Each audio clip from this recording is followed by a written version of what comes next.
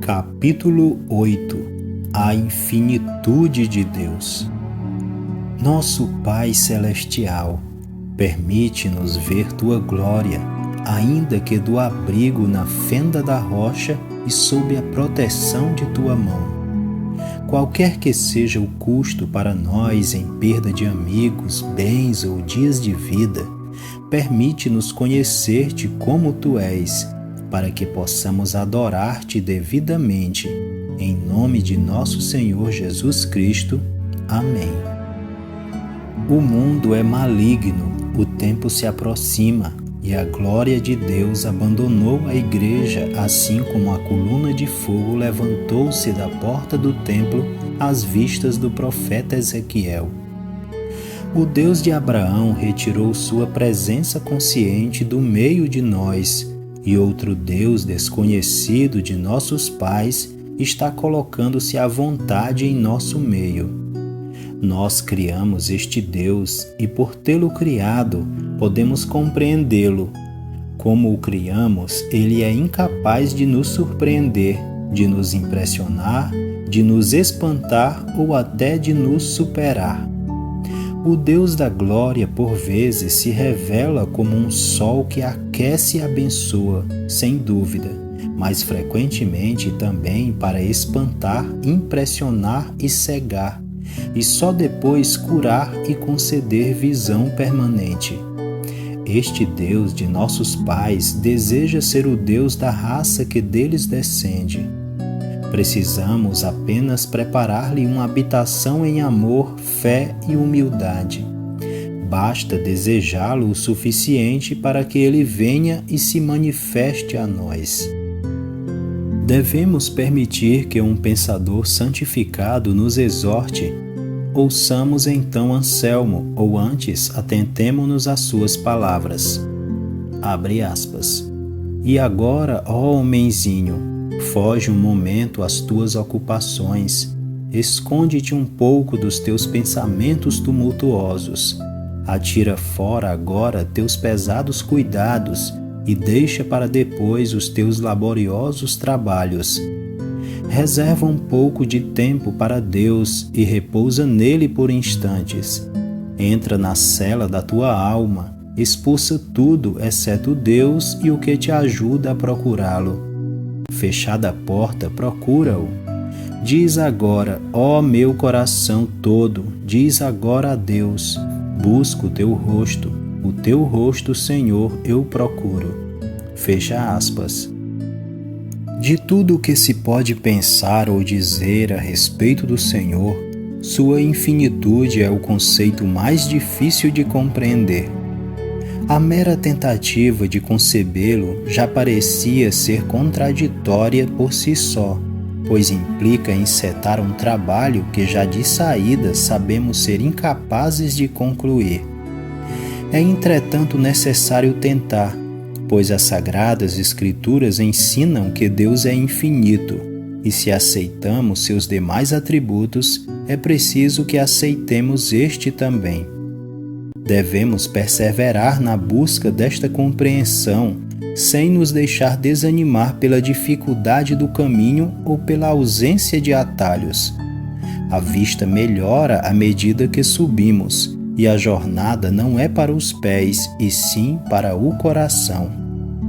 Busquemos, portanto, aqueles transes de pensamento e ascensões da mente que aprouver a Deus nos conceder, sabendo que o Senhor pode derramar visão sobre os cegos e sussurrar a bebês e infantes verdades jamais imaginadas pelos sábios e prudentes. Agora o cego verá e o surdo ouvirá. Agora podemos esperar receber os tesouros obscuros e as riquezas ocultas dos lugares secretos. Infinitude significa ausência de limites, e é obviamente impossível que uma mente limitada compreenda o ilimitado. Serei obrigado neste capítulo a pensar um passo aquém daquilo sobre o que escrevo, e o leitor irá precisar pensar em um grau abaixo daquilo que está tentando pensar. Ó profundidade das riquezas! tanto da sabedoria quanto da ciência de Deus. Quão insondáveis são os seus juízos e quão inescrutáveis os seus caminhos. O motivo para esse nosso dilema já surgiu antes. Estamos tentando visualizar uma maneira de ser que nos é completamente estranha e inteiramente diferente de qualquer coisa que tenhamos conhecido neste mundo familiar de matéria, espaço e tempo. Abre aspas. Aqui e em todas as nossas meditações quanto às qualidades e à essência de Deus, escreveu Novaciano, ultrapassamos nossa capacidade de concepção e a eloquência humana é incapaz de expressar um poder do tamanho de sua grandeza.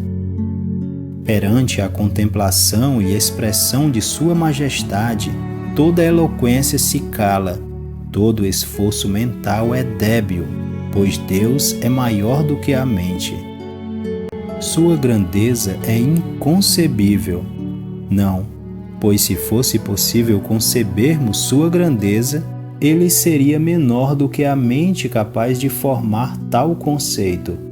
Ele é maior do que qualquer linguagem e declaração alguma é capaz de expressá-lo.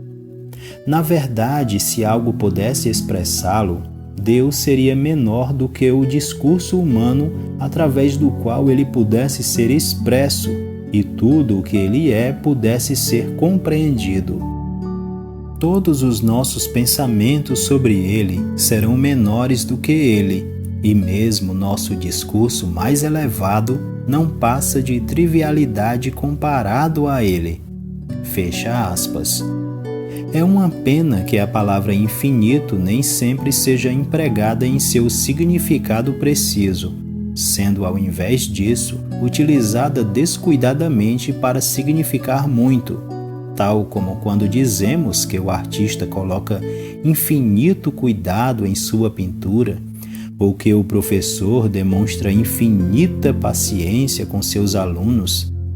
Trata-se de uma palavra que, ao pé da letra, não poderia ser aplicada a nada que tenha sido criado e a ninguém além de Deus. Assim, discutir se o espaço é ou deixa de ser infinito não passa de um jogo de palavras. A infinitude pertence apenas a um. Não há como existir um segundo. Quando dizemos que Deus é infinito, queremos dizer que ele não conhece limites. No que quer que Deus seja e em tudo o que Deus é, ele é sem limites. E aqui novamente devemos abandonar o significado popular das palavras.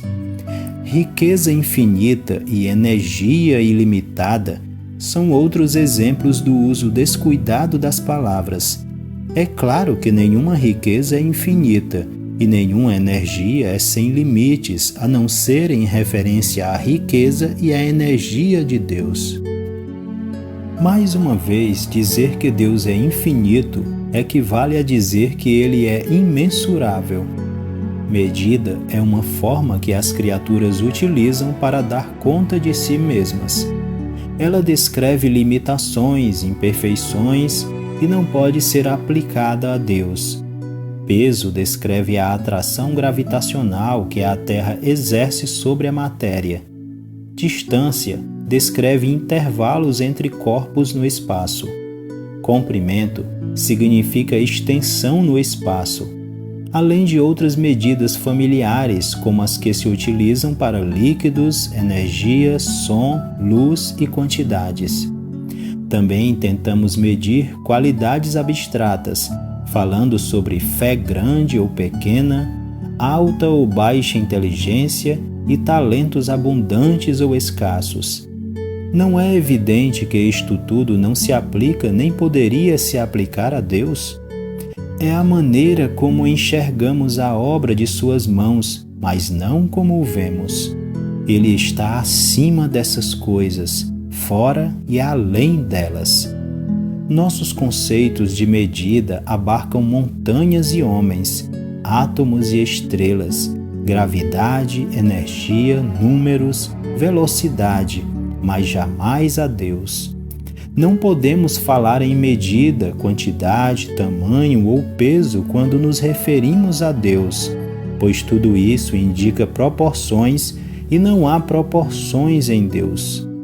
Tudo o que Ele o é sem crescimento, adição ou desenvolvimento. Nada em Deus é mais ou menos, grande ou pequeno. Ele é o que é em si próprio, sem caracterização possível em pensamento ou palavra. Ele simplesmente é Deus. É possível que nas insondáveis profundezas do ser divino existam atributos sobre os quais nada sabemos e que nem sequer possuam significado para nós. Da mesma forma que os atributos de misericórdia e graça não fazem sentido pessoal para os serafins ou querubins. Estes seres santos podem conhecer essas qualidades de Deus, mas são incapazes de compreender sua aplicação, uma vez que, por não terem pecado, não têm a necessidade da graça e da misericórdia de Deus. Igualmente, pode ser que existam, e tenho certeza de que seja o caso, outros aspectos do ser essencial de Deus que Ele não revelou sequer aos seus filhos salvos e iluminados pelo Espírito. São como o lado escuro da lua. Sabemos que existe, mas nunca foi explorado, nem exerce qualquer influência sobre os homens na terra. Não há motivo para tentar descobrir aquilo que não foi revelado. Basta sabermos que Deus é Deus. Abre aspas. Teu próprio ser é eternamente cheio de tua própria chama. Em ti destilas unções sem nome. Sem a adoração das criaturas, sem velar tua face, ó Deus eternamente o mesmo. Fecha aspas. F.W. Faber. Mas a infinitude de Deus nos pertence e nos é dada a conhecer para nosso proveito eterno.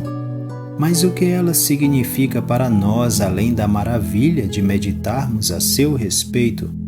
A resposta é muito de todas as formas, e ainda mais à medida que conhecemos melhor a nós mesmos e a Deus. Sendo a natureza de Deus infinita, tudo que provém dela também é infinito. Nós, pobres criaturas humanas, somos constantemente frustrados por limitações internas e externas que nos são impostas. Os dias e anos da nossa vida são poucos e rápidos, como o fuso do tecelão. A vida é um ensaio curto e frenético para um concerto no qual não estaremos presentes. No exato momento em que parecemos ter alcançado certo grau de habilidade, somos forçados a repousar nossas ferramentas. Simplesmente não há tempo bastante para que pensemos, executemos ou nos tornemos aquilo que a constituição de nossa natureza indica sermos capazes. Quão completamente satisfatório é desligar-nos de nossas limitações e voltarmos a um Deus que não as possui. Anos eternos estão em seu coração. Para ele o tempo não passa, permanece, e aqueles que estão em Cristo compartilham dessas riquezas de tempo infinito e anos infindáveis. Deus jamais se apressa. Ele não tem prazos a cumprir.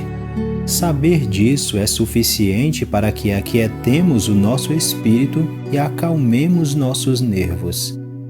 Para os que não estão em Cristo, o tempo é uma besta devoradora, mas diante dos filhos da nova criação, ele se senta, ronrona e lambe suas mãos. O inimigo da velha raça humana se torna o amigo da nova, e as estrelas, cada qual em sua órbita, lutam pelo homem que Deus se deleita em honrar. Isto é algo que podemos aprender sobre a infinitude divina. Mas ainda há mais. Os dons de Deus na natureza possuem limitações. São finitos porque foram criados, mas o dom da vida eterna em Cristo Jesus é tão ilimitado quanto Deus. O cristão possui a vida do próprio Deus e compartilha de sua infinitude. Em Deus há vida suficiente para todos e tempo suficiente para dela desfrutar. Tudo o que possui vida natural atravessa seu ciclo, do nascimento à morte, e então deixa de existir. Contudo, a vida de Deus se volta sobre si própria e jamais cessa. E nisto consiste a vida eterna, em conhecer ao único Deus verdadeiro e a Jesus Cristo a quem Ele enviou. A misericórdia de Deus também é infinita, e quem já sentiu a dor da culpa interior sabe disso em um nível acima do meramente acadêmico. Onde abundou o pecado, superabundou a graça. O pecado abundante é o terror do mundo, mas a graça superabundante é a esperança da humanidade. Por mais que o pecado possa abundar, ele também possui limites, pois é produto de mentes e corações finitos. Mas o muito mais de Deus nos apresenta a infinitude. Em oposição à nossa profunda enfermidade de criatura, está a infinita capacidade de cura de Deus. Através dos séculos, o testemunho cristão tem sido: porque Deus amou o mundo. Resta-nos enxergar este amor à luz da infinitude de Deus. Seu amor é imensurável. Mais do que isso, é ilimitado. Não tem limites porque não é uma coisa, e sim uma faceta da natureza fundamental de Deus. Seu amor é algo que Ele é, e porque Ele é infinito, este amor é suficiente para abarcar em si toda a criação e ainda oferecer espaço para mais 10.000 vezes 10.000 mundos. Abre aspas. Este é o Deus que adoramos, nosso amigo fiel e imutável, cujo amor é tão grande quanto seu poder, e nenhum dos dois possui medida ou fim. É Jesus, o primeiro e o último, cujo Espírito nos guiará para casa em segurança. O adoraremos por tudo o que fez e confiaremos nele para o que está por vir. Fecha aspas. Joseph Hart.